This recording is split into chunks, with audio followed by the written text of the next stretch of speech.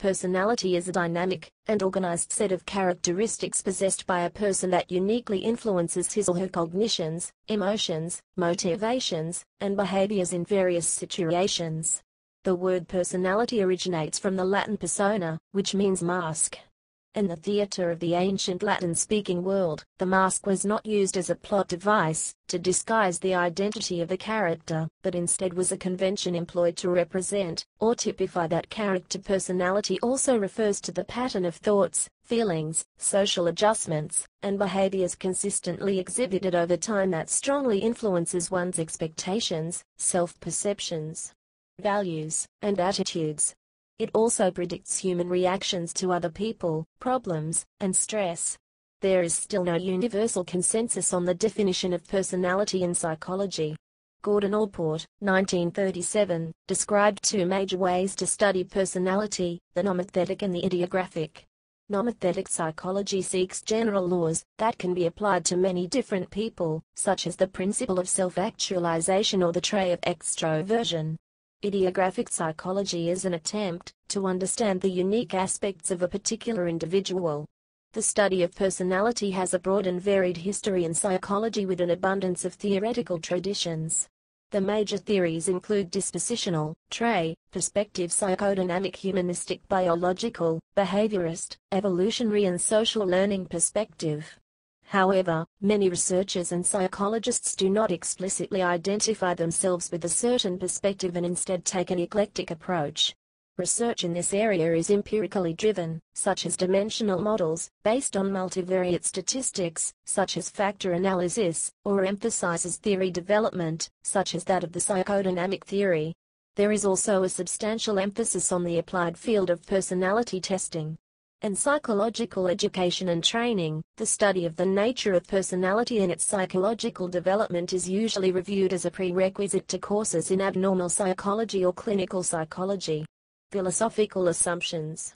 Many of the ideas developed by historical and modern personality theorists stem from the basic philosophical assumptions they hold.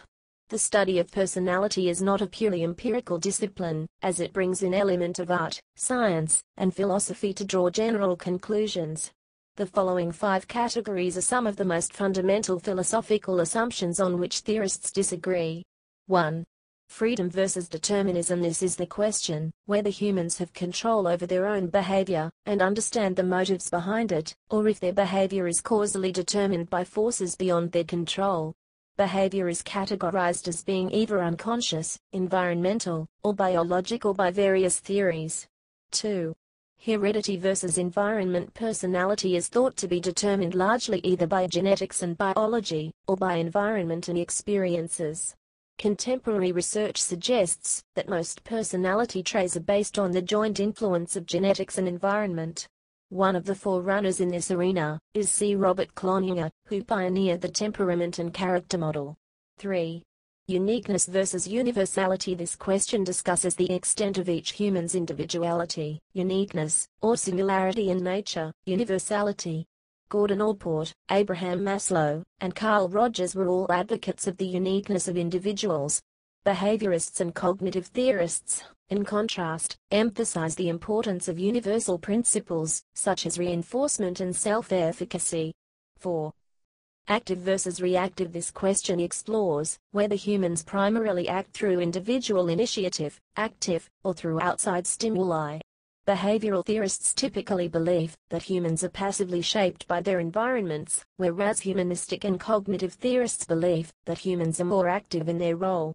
Most modern theorists agree that both are important, with aggregate behavior being primarily determined by traits and situational factors being the primary predictor of behavior in the short term. 5. Optimistic versus pessimistic. Personality theories differ with regard to whether humans are integral in the changing of their own personalities. Theories that place a great deal of emphasis on learning are often more optimistic than those that do not. Personality theories. The study of personality is based on the essential insight that all people are similar in some ways, yet different in others.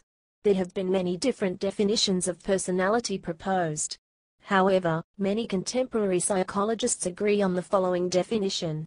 Personality is that pattern of characteristic thoughts, feelings, and behaviors that distinguishes one person from another and that persists over time and situations. Trait theories. According to the Diagnostic and Statistical Manual of the American Psychiatric Association, personality traits are enduring patterns of perceiving, relating to, and thinking about the environment and oneself, that are exhibited in a wide range of social and personal contexts. Theorists generally assume that A traits are relatively stable over time, B traits differ among individuals, and C traits influence behavior. They consistently are used, in order to help define people as a whole. Traits are relatively constant, they do not usually change. Traits are also bipolar, they vary along a continuum between one extreme and the other, for instance friendly versus unfriendly. The most common models of traits incorporate 3 to 5 broad dimensions or factors. All trait theories incorporate at least 2 dimensions, extroversion, and neuroticism, which historically featured in Hippocrates' humoral theory. Gordon Allport delineated different kinds of traits, which he also called dispositions. Central traits are basic to an individual's personality, while secondary traits are more peripheral. Common traits are those recognized within a culture, and thus may vary from culture to culture. Cardinal traits are those by which an individual may be strongly recognized. And his book, Personality, A Psychological Interpretation, Gordon Allport, 1937, both established personality psychology as a legitimate intellectual discipline, and introduced the first of the modern trait theories. Raymond Cattell's research propagated a 2-tier personality structure with 16 primary factors, 16 personality factors, and 5 secondary factors. In Cattell's lengthy career, he had written 50 books, 500 journals, and 30 different types of standardized tests. For Cattell, personality itself was defined in terms of behavioral prediction. He defined personality as that which permits a prediction of what a person will do in a given situation. John Gidinger's theory and its applications, the Personality Assessment System, PAS, uses the Wechsler intelligence tests, which are well standardized and objective instruments, rather than self-report tests. PAS factors out personality traits, primitivity, and 2 additional levels, basal and surface, which are adaptations by environmentally induced stresses and learning. Gidinger's multivariate personality descriptions exceed 500 data-based outcome descriptions.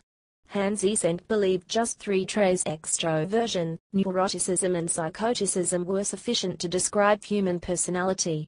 Differences between Cattell and Eysenck emerged due to preferences for different forms of factor analysis, with Cattell using oblique, Eysenck orthogonal rotation to analyze the factors that emerged when personality questionnaires were subjected to statistical analysis.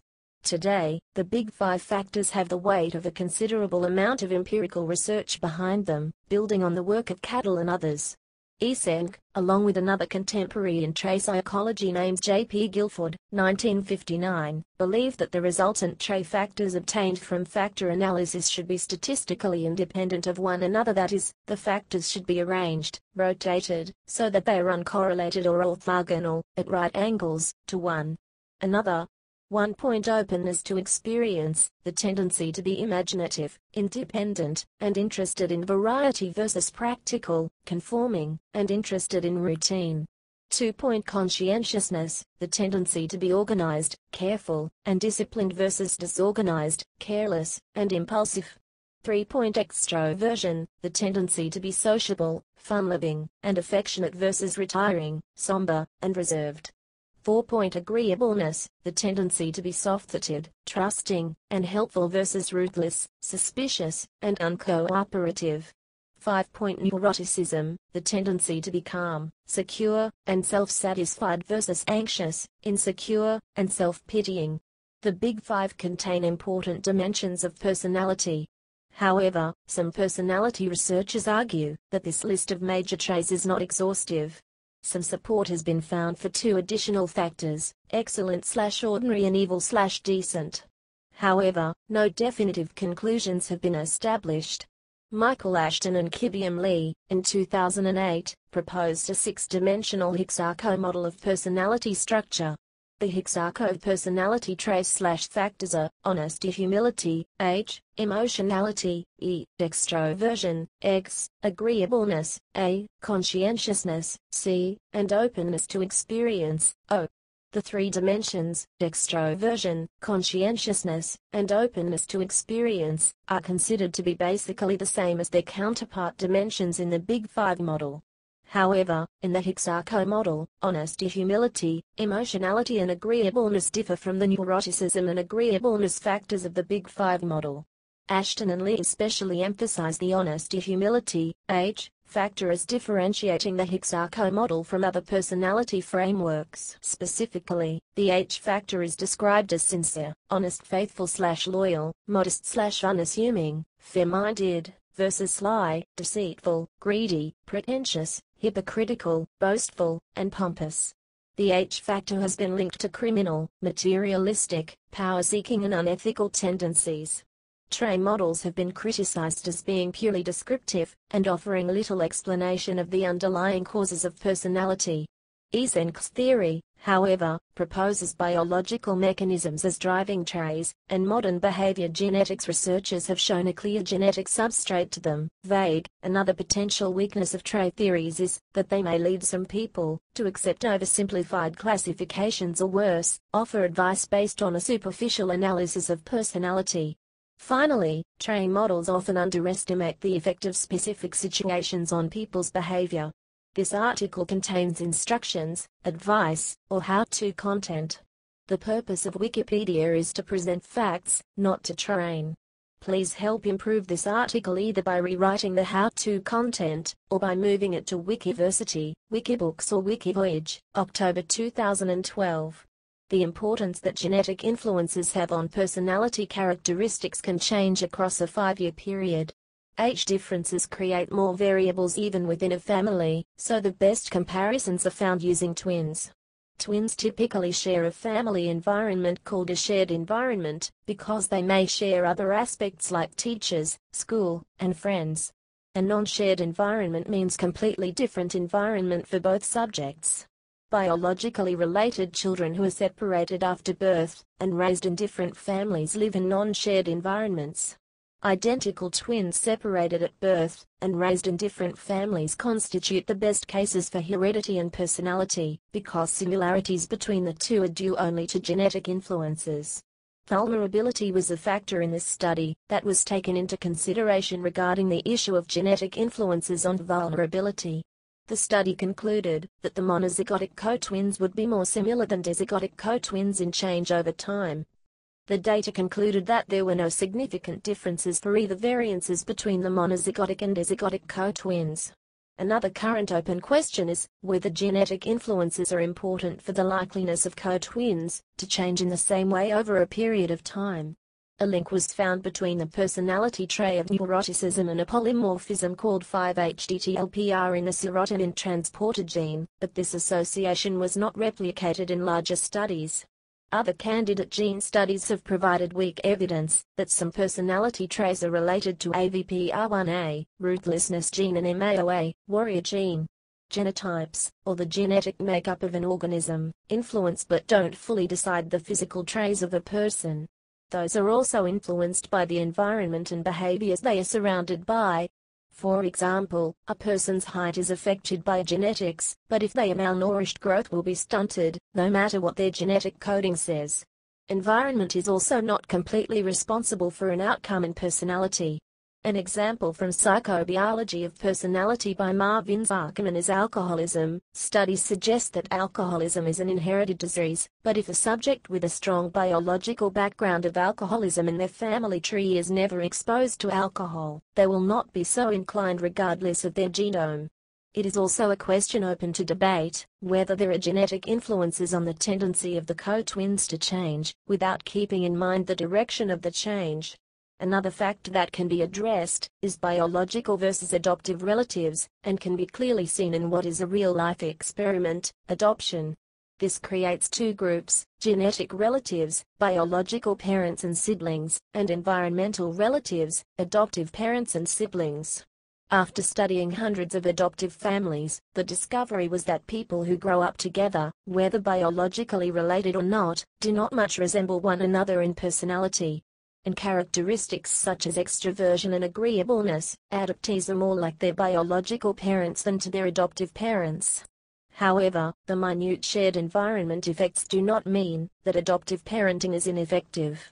Even though genetics may limit the family environment's influence on personality, parents do influence their children's attitudes, values, faith, manners and politics. In adoptive homes, child neglect and abuse, and even divorce between the parents is uncommon.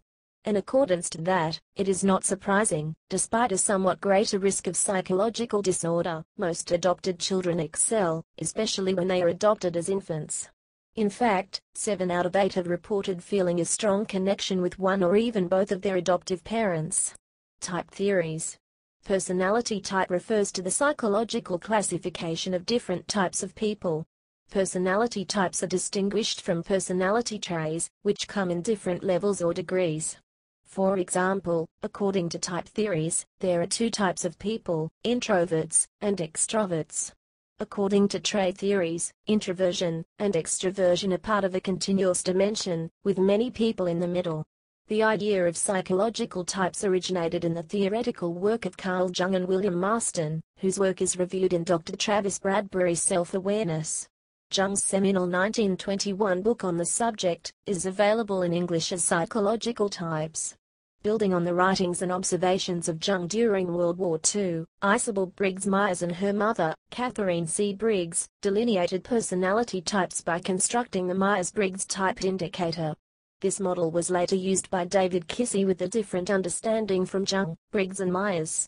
In the former Soviet Union, Lithuanian author Augustin Aviite independently derived a model of personality type from Jung's called Socionics. The model is an older and more theoretical approach to personality, accepting extroversion and introversion as basic psychological orientations in connection with 2 pairs of psychological functions. Perceiving functions, sensing and intuition, trust in concrete, sensory-oriented facts versus trust in abstract concepts and imagined possibilities. Judging functions, thinking and feeling, basing decisions primarily on logic versus considering the effect on people. Briggs and Myers also added another personality dimension to their type indicator to measure whether a person prefers to use a judging or perceiving function when interacting with the external world. Therefore, they included questions designed to indicate whether someone wishes to come to conclusions, judgment, or to keep options open, perception. This personality typology has some aspects of a trait theory. It explains people's behavior in terms of opposite fixed characteristics. In these more traditional models, the sensing/intuition preference is considered the most basic, dividing people into N intuitive, or S sensing, personality types. An N is further assumed to be guided either by thinking or feeling, and divided into the Northern Territory scientist, engineer, or NF author, humanitarian, temperament. An S, by contrast, is assumed to be guided more by the judgment/perception axis, and thus divided into the Society of Jesus Guardian, traditionalist, or SP performer, artisan, temperament.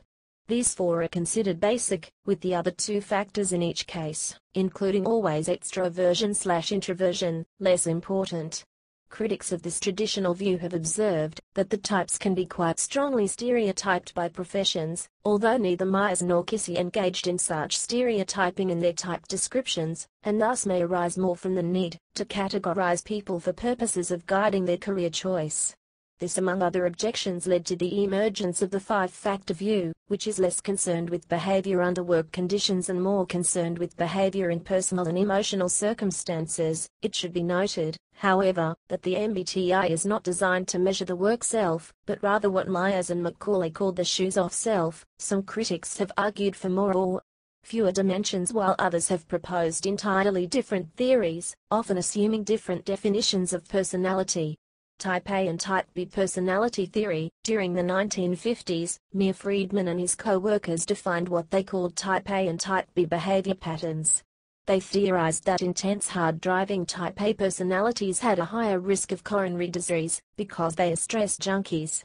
Type B people, on the other hand, tended to be relaxed, less competitive, and lower in risk. There was also a Type AB mixed profile. John L. Holland's Rorschach vocational model, commonly referred to as the Holland Codes, stipulates that 6 personality types lead people to choose their career paths. In this circumplex model, the 6 types are represented as a hexagon, with adjacent types more closely related than those more distant. The model is widely used in vocational counseling. Edward Spranger's personality model, consisting of 6, or, by some revisions, 6+1, basic types of value attitudes, described in his book Types of Men, Lebensformen, Hall, Sale, Nemia, 1914, English translation by P.J.W. Piggers, New York, G.E. Stitchett Company. 1928. Psychoanalytic Theories. Psychoanalytic theories explain human behavior in terms of the interaction of various components of personality. Sigmund Freud was the founder of this school of thought. Freud drew on the physics of his day, thermodynamics, to coin the term psychodynamics. Based on the idea of converting heat into mechanical energy, he proposed psychic energy could be converted into behavior. Freud's theory places central importance on dynamic, unconscious psychological conflicts. Freud divides human personality into 3 significant components: the id, ego, and superego. The id acts according to the pleasure principle, demanding immediate gratification of its needs regardless of external environment. The ego then must emerge, in order to realistically meet the wishes and demands of the id in accordance with the outside world, adhering to the reality principle.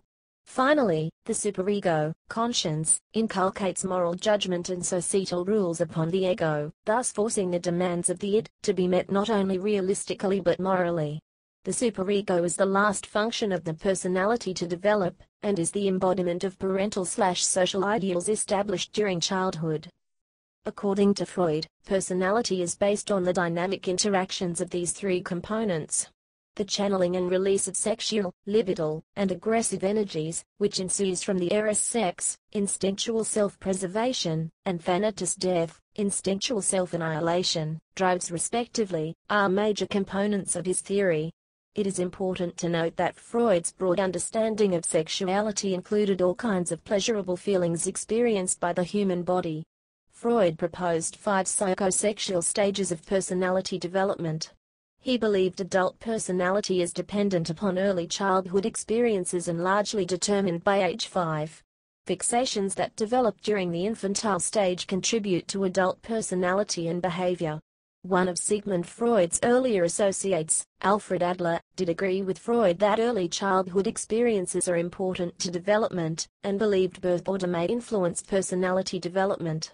Adler believed that the oldest child was the individual who would set high achievement goals, in order to gain attention lost when the younger siblings were born. He believed the middle children were competitive and ambitious. He reasoned that this behavior was motivated by the idea of surpassing the firstborn's achievements. He added, however, that the middle children were often not as concerned about the glory attributed with their behavior. He also believed the youngest would be more dependent and sociable. Adler finished by surmising that an only child loves being the center of attention and matures quickly, but in the end fails to become independent. Heinz Kohut thought similarly to Freud's idea of transference. He used narcissism as a model of how people develop their sense of self. Narcissism is the exaggerated sense of oneself in which one is believed to exist, in order to protect one's low self-esteem and sense of worthlessness. Kohut had a significant impact on the field by extending Freud's theory of narcissism and introducing what he called the self-object transferences of mirroring and idealization. In other words, children need to idealize and emotionally sink into and identify with the idealized competence of admired figures such as parents or older siblings. They also need to have their self-worth mirrored by these people.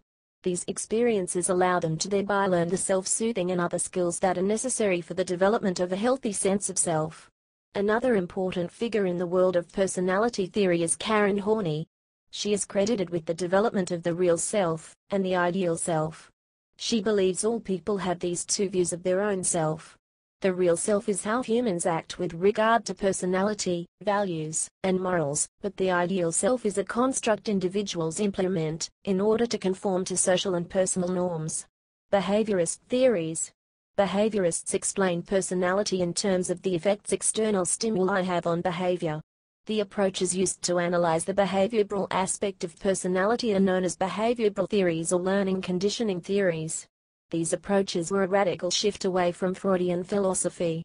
One of the major tenets of this concentration of personality psychology is a strong emphasis on scientific thinking and experimentation. This school of thought was developed by B.F. Skinner to put forth a model which emphasized the mutual interaction of the person or the organism with its environment. Skinner believed children do bad things because the behavior obtains attention that serves as a reinforcer. For example, a child cries because the child's crying in the past has led to attention. These are the response and consequences. The response is the child crying, and the attention the child gets is the reinforcing consequence. According to this theory, people's behavior is formed by processes such as operant conditioning. Skinner put forward a three-term contingency model which helped promote analysis of behavior based on the stimulus, response, consequence model, in which the critical question is, under which circumstances or antecedent stimuli does the organism engage in a particular behavior or response, which in turn produces a particular consequence. Richard Henstein extended this theory by accounting for attitudes and traits. An attitude develops as the response strength, the tendency to respond, in the presences of a group of stimuli becomes stable. Rather than describing conditionable traits in non-behavioral language, response strength in a given situation accounts for the environmental portion. Henstein also saw traits as having a large genetic or biological component, as do most modern behaviorists. Ivan Pavlov is another notable influence. He is well known for his classical conditioning experiments involving dogs. These physiological studies led him to discover the foundation of behaviorism as well as classical conditioning. Social cognitive theories. In cognitive theory, behavior is explained as guided by cognitions, for instance expectations, about the world, especially those about other people. Cognitive theories are theories of personality that emphasize cognitive processes, such as thinking and judging. Albert Bandura, a social learning theorist, suggested the forces of memory and emotions worked in conjunction with environmental influences. Bandura was known mostly for his Bobo doll experiment.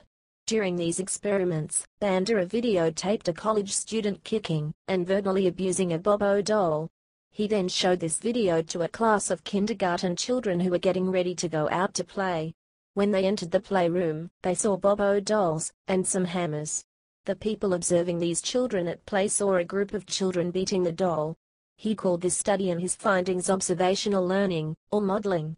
Early examples of approaches to cognitive style are listed by Barron, 1982. These include Wittgen's, 1965, work on field dependency, Gardner's, 1953, discovering people had consistent preference for the number of categories they used to categorize heterogeneous objects, and Bloch and Peterson's, 1955, work on confidence.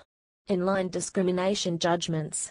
Barron relates early development of cognitive approaches of personality to ego-psychology. More central to this field have been Attributional style theory, dealing with different ways in which people explain events in their lives. This approach builds upon locus of control, but extends it by stating we also need to consider whether people attribute to stable causes or variable causes, and to global causes or specific causes. Various scales have been developed to assess both attributional style and locus of control.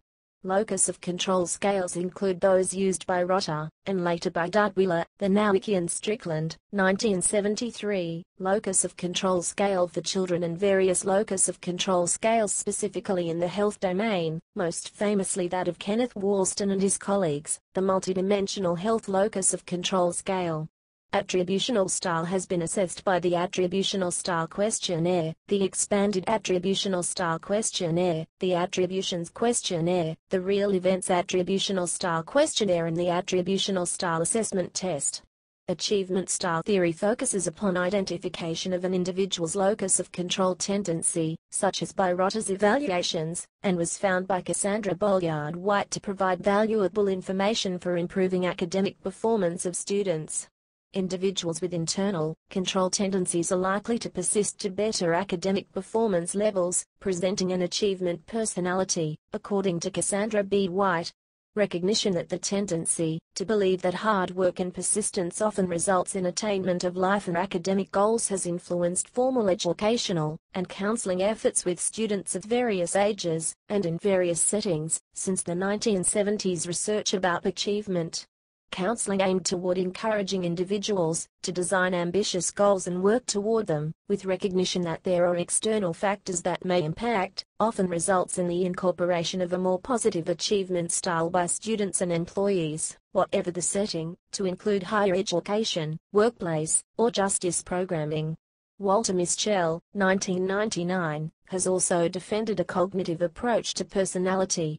His work refers to cognitive affective units, and considers factors such as encoding of stimuli, affect, goal setting, and self-regulatory beliefs. The term cognitive affective units shows how his approach considers affect as well as cognition. Cognitive experiential self-theory, Cest, is another cognitive personality theory. Developed by Seymour Epstein, Cest argues that humans operate by way of two independent information processing systems, experiential system and rational system. The experiential system is fast and emotion-driven. The rational system is slow and logic-driven. These two systems interact to determine our goals, thoughts, and behavior. Personal construct psychology, PCP, is a theory of personality developed by the American psychologist George Kelly in the 1950s. From the theory, Kelly derived a psychotherapy approach, and also a technique called the repertory grid interview that helped his patients to uncover their own constructs defined later, with minimal intervention or interpretation by the therapist. The repertory grid was later adapted for various uses within organizations, including decision-making and interpretation of other people's worldviews. From his 1963 book, A Theory of Personality, pages 103 to 104.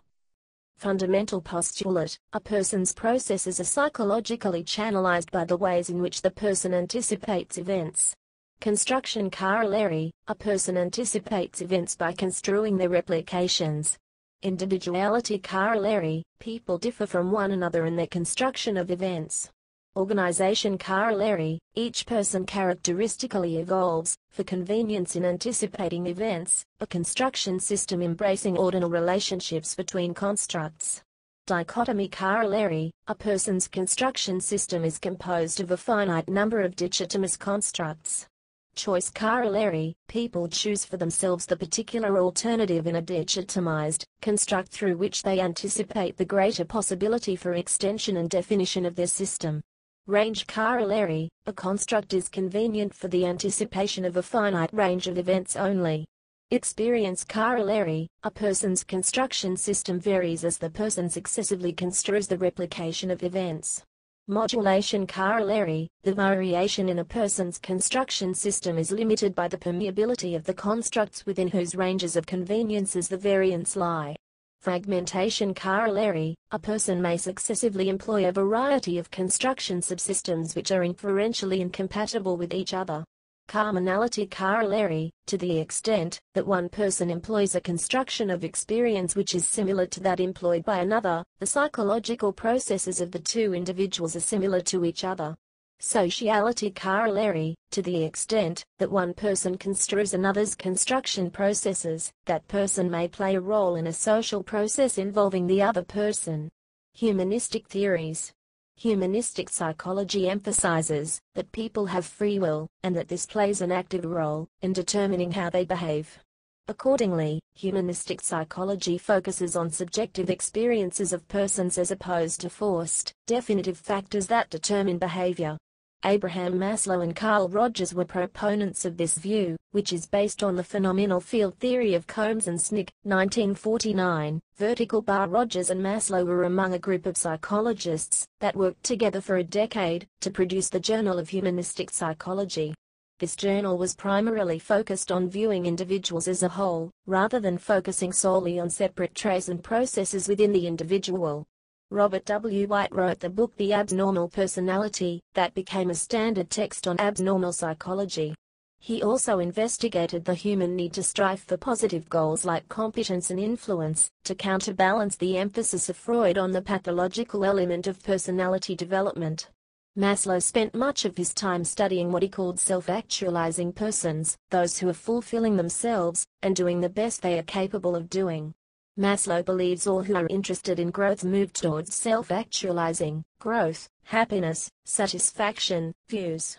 Many of these people demonstrate a trend in dimensions of their personalities. Characteristics of self-actualizers according to Maslow include the 4 key dimensions. 1. Awareness, maintaining constant enjoyment and awe of life. These individuals often experienced a peak experience. He defined a peak experience as an intensification of any experience to the degree there is a loss or transcendence of self. A peak experience is one in which an individual perceives an expansion of his or herself, and detects a unity and meaningfulness in life. Intense concentration on an activity one is involved in, such as running a marathon, may invoke a peak experience. 2. Reality and problem-centered, having a tendency to be concerned with problems in surroundings. 3. Acceptance/spontaneity, accepting surroundings and what cannot be changed. 4. Unhostile sense of humor/democratic, do not take kindly to joking about others, which can be viewed as offensive. They have friends of all backgrounds and religions, and hold very close friendships.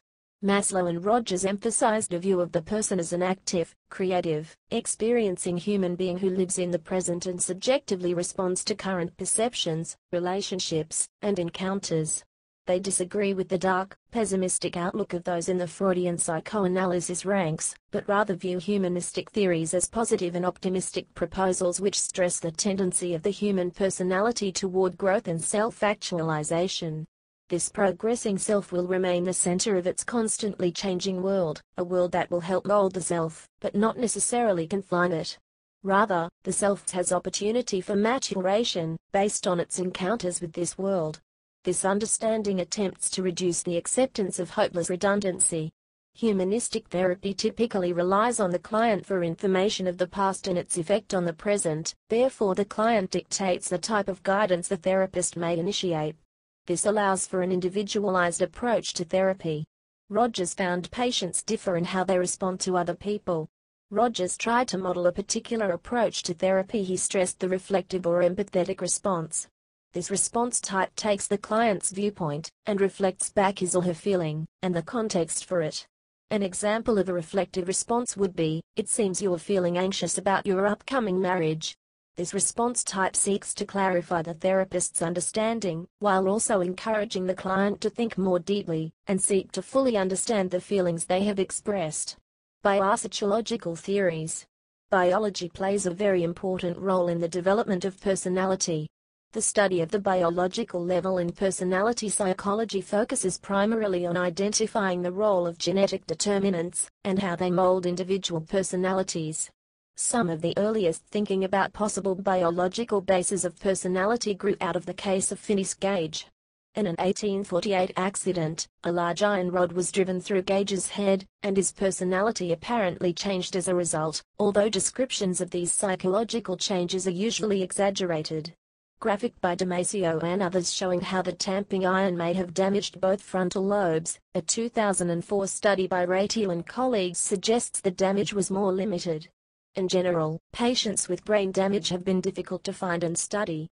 In the 1990s, researchers began to use electroencephalography, EEG, positron emission tomography, PET, and more recently functional magnetic resonance imaging, fMRI, which is now the most widely used imaging technique, to help localize personality traits in the brain.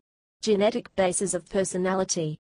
Ever since the Human Genome Project allowed for a much more in-depth understanding of genetics, there has been an ongoing controversy involving heritability, personality traits, and environmental versus genetic influence on personality. The human genome is known to play a role in the development of personality. Previously, genetic personality studies focused on specific genes correlating to specific personality traits. Today's view of the gene-personality relationship focuses primarily on the activation and expression of genes related to personality. Genes provide numerous options for varying cells to be expressed, however, the environment determines which of these are activated. Many studies have noted this relationship, and varying ways in which our bodies can develop, but the interaction between genes and the shaping of our minds and personality is also relevant to this biological relationship. DNA-environment interactions are important in the development of personality, because this relationship determines what part of the DNA code is actually made into proteins that will become part of an individual. It has been noted that, while different choices are made available by the genome, in the end, the environment is the ultimate determinant of what becomes activated. Small changes in DNA in individuals are what lead to the uniqueness of every person, as well as differences in looks, abilities, brain functioning, and all the factors that culminate to develop a cohesive personality. Cattell and Eysenck have proposed that genetics have a strong influence on personality. A large part of the evidence collected linking genetics and the environment to personality have come from twin studies. This twin method compares levels of similarity in personality using genetically identical twins. One of the first of these twin studies measured 800 pairs of twins, studied numerous personality traits, and determined that identical twins are most similar in their general abilities. Personality similarities were found to be less related for self-concepts, goals, and interests. Twin studies have also been important in the creation of the five-factor personality model: neuroticism, extroversion, openness, agreeableness, and conscientiousness. Neuroticism and extroversion are the two most widely studied traits. A person that may fall into the extrovert category can display characteristics such as impulsiveness, sociability, and activeness. A person falling into the neuroticism category may be more likely to be moody, anxious, or irritable. Identical twins, however, have higher correlations in personality traits than fraternal twins. One study measuring genetic influence on twins in 5 different countries found that the correlations for identical twins were 0.50, while for fraternal they were about 0.20. It is suggested that heredity and environment interact to determine one's personality. Evolutionary theory. Charles Darwin is the founder of the theory of the evolution of the species. The evolutionary approach to personality psychology is based on this theory. This theory examines how individual personality differences are based on natural selection. Through natural selection, organisms change over time through adaptation and selection. Traits are developed, and certain genes come into expression, based on an organism's environment, and how these traits aid in an organism's survival and reproduction. The theory of evolution has wide-ranging implications on personality psychology. Personality viewed through the lens of evolutionary psychology places a great deal of emphasis on specific traits that are most likely to aid in survival and reproduction, such as conscientiousness, sociability, emotional stability, and dominance. The social aspects of personality can be seen through an evolutionary perspective. Specific character traits develop, and are selected for, because they play an important and complex role in the social hierarchy of organisms. Such characteristics of this social hierarchy include the sharing of important resources, family and mating interactions, and the harm or help organisms can bestow upon one another. Mate competition within humans is theorized to play a very important role in the development of personality through evolution. Characteristics that are typically selected for through evolution are usually related to fertility and sexuality, as these traits will help ensure the continuation of the species. Some examples of this are traits that females seek in males, related to features that will be helpful in a partner such as dominance, powerful status, and access to resources. Another such trait that can be explained by an evolutionary standpoint is sexual jealousy. Males are in competition to reproduce with the most fertile females and, in order to prevent other weaker and less adept males from mating with their potential partners over time, males evolved a predisposition to rage, aggression, and jealousy. It has also been speculated that violence and killing is much more common in young males, because they need to eliminate their competition in order for successful mating and reproduction to occur. Consequently, the age in which killing occurs the most frequently in males is also the age in which mating is the highest. One of the reasons in which men pursue romantic relationships can be explained by evolutionary theory. Sexual and romantic relationships increase the likelihood that an individual will be able to pass on his genetic material, so men are predisposed to pursuing many women. Women have a different set of priorities, because once they are pregnant they cannot reproduce during this time period, and when they are rearing children they need to use the time they have available to nurture and protect them. Studies have supported this idea, and found that in the area of romantic relationships and sexual behavior men had felt much more regret looking back on the sexual experiences they did not have than did women. Personality tests. There are two major types of personality tests, projective and objective. Projective tests assume personality is primarily unconscious and assess individuals by how they respond to an ambiguous stimulus, such as an ink blot. Projective tests have been in use for about 60 years, and continue to be used today. Examples of such tests include the Rorschach Test and the Thematic Apperception Test. The Rorschach Test involves showing an individual a series of note cards with ambiguous ink blots on them. The individual being tested is asked to provide interpretations of the blots on the cards by stating everything that the ink blot may resemble, based on their personal interpretation. The therapist then analyzes their responses. Rules for scoring the test have been covered in manuals that cover a wide variety of characteristics such as content, originality of response, location of perceived images and several other factors. Using these specific scoring methods, the therapist will then attempt to relate test responses to attributes of the individual's personality and their unique characteristics. The idea is that unconscious needs will come out in the person's response. For instance, an aggressive person may see images of destruction. The Thematic Apperception Test, also known as the TAT, involves presenting individuals with vague pictures/scenes, and asking them to tell a story based on what they see. Common examples of these scenes include images that may suggest family relationships or specific situations, such as a father and son or a man and a woman in a bedroom. Responses are analyzed for common themes. Responses unique to an individual are theoretically meant to indicate underlying thoughts, processes, and potentially conflicts present within the individual. Responses are believed to be directly linked to unconscious motives. There is very little empirical evidence available to support these methods. Objective tests assume personality is consciously accessible, and that it can be measured by self-report questionnaires. Research on psychological assessment has generally found objective tests to be more valid and reliable than projective tests. Critics have pointed to the Forer effect to suggest some of these appear to be more accurate and discriminating than they really are. Issues with these tests include false reporting, because there is no way to tell if an individual is answering a question honestly or accurately. Inner experience.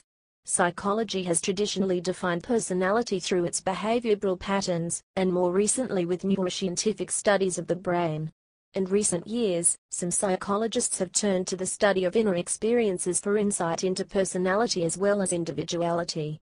Inner experiences are the thoughts and feelings to an immediate phenomenon. Another term used to define inner experiences is qualia. Being able to understand inner experiences assists in understanding how humans behave, act, and respond. Defining personality using inner experiences has been expanding due to the fact that solely relying on behavioral principles to explain one's character may seem incomplete. Behavioral methods allow the subject to be observed by an observer, whereas with inner experiences the subject is its own observer. Methods measuring inner experience. Descriptive experience sampling, DES, developed by psychologist Russell Hilbert. This is an ideographic method that is used to help examine inner experiences. This method relies on an introspective technique that allows an individual's inner experiences and characteristics to be described and measured. A beat notifies the subject to record their experience at that exact moment, and 24 hours later an interview is given, based on all the experiences recorded. DES has been used in subjects that have been diagnosed with schizophrenia and depression. It has also been crucial to studying the inner experiences of those who have been diagnosed with common psychiatric diseases. Articulated thoughts in stimulated situations, ATSS. ATSS is a paradigm which was created as an alternative to the TAR, think aloud, method. This method assumes that people have continuous internal dialogues that can be naturally attended to. ATSS also assesses a person's inner thoughts as they verbalize their cognitions. In this procedure, subjects listen to a scenario via a video or audio player, and are asked to imagine that they are in that specific situation. Later, they are asked to articulate their thoughts as they occur in reaction to the playing scenario. This method is useful in studying emotional experience given that the scenarios used can influence specific emotions. Most importantly, the method has contributed to the study of personality. In a study conducted by Rabin and Davison, 2002, subjects' thoughts and empathy toward anti-gay hate crimes were evaluated. The researchers found that participants showed more aggressive intentions towards the offender in scenarios which mimicked hate crimes. Experimental method. This method is an experimental paradigm used to study human experiences involved in the studies of sensation and perception, learning and memory, motivation, and biological psychology. The experimental psychologist usually deals with intact organisms, although studies are often conducted with organisms modified by surgery, radiation, drug treatment, or long-standing deprivations of various kinds, or with organisms that naturally present organic abnormalities or emotional disorders. Economists and psychologists have developed a variety of experimental methodologies to elicit and assess individual attitudes, where each emotion differs for each individual. The results are then gathered and quantified to conclude if specific experiences have any common factors. This method is used to seek clarity of the experience and remove any biases, to help understand the meaning behind the experience, to see if it can be generalized. Experience to see if it can be generalized. Experience to see if it can be generalized. Experience to see if it can be generalized. Experience to see if it can be generalized. Experience to see if it can be generalized.